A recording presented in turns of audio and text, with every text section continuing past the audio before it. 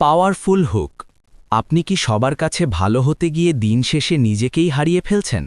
কখনো ভেবে দেখেছেন আপনার এই অতিরিক্ত দয়া আর ক্ষমা কেন মানুষের কাছে আপনার সম্মান বাড়ানোর বদলে আপনাকে সহজ লক্ষ্যবস্তু বানিয়ে দিচ্ছে?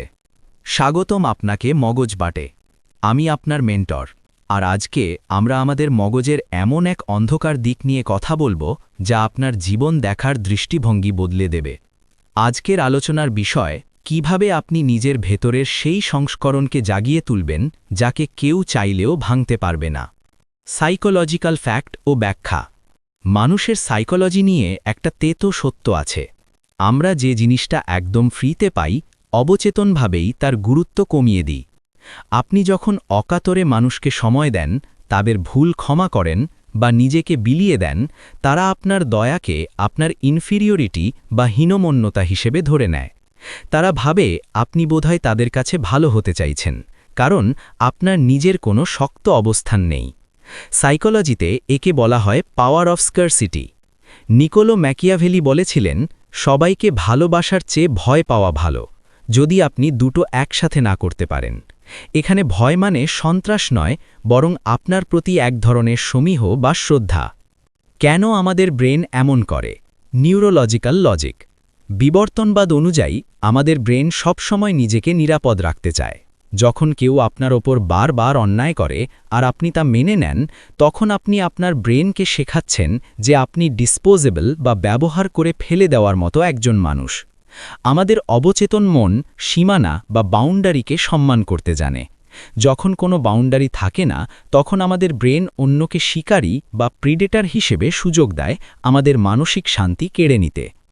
মানুষ সহজাতভাবেই শক্তি আর স্থিতিশীলতাকে অনুসরণ করে, অতিরিক্ত আবেগপ্রবণ বা দয়ালু মানুষকে নয়।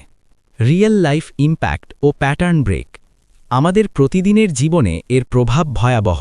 ধরুন, আপনার এক বন্ধু আপনাকে অপমান করল, আর আপনি হয়তো বিপদে আছে বলে তাকে ক্ষমা করে দিলেন।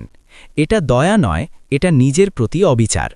প্রতি 10 সেকেন্ডে নিজেকে একবার প্রশ্ন করুন, আপনি কি এখনও মানুষের কাছে নিজেকে প্রমাণ করার বা বোঝানোর চেষ্টা করছেন? যদি উত্তর হ্যাঁ হয়, তবে আপনি আসলে নিজের শক্তির চাবিকাঠি অন্যের হাতে দিয়ে রেখেছেন। Pattern break. একটু থামুন, দীর্ঘশ্বাস নিন। আপনার কি মনে হয় আপনার ক্ষমা সবার জন্য সমান হওয়া উচিত? একদমই নয়। ক্ষমা যখন নিয়ম ছাড়া হয়, তখন সেটা বিশৃঙ্খলা ডেকে আনে।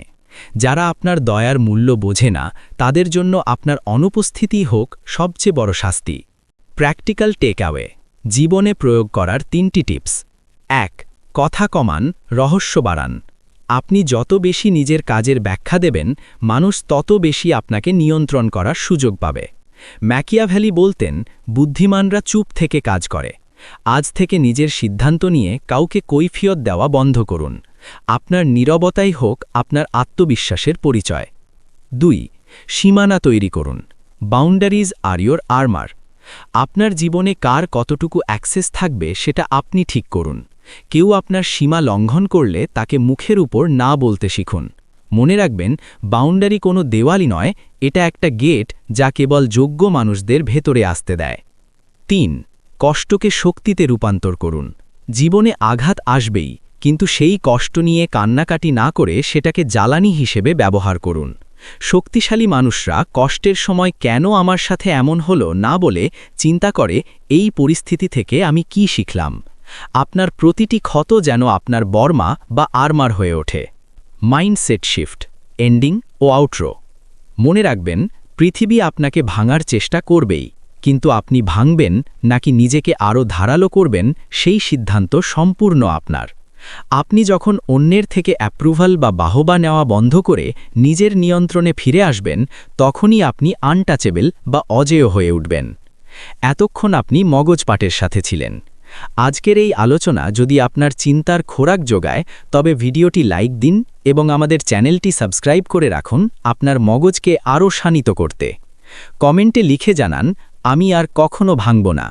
ভালো থাকবেন, সাবধানে থাকবেন। বিদায়।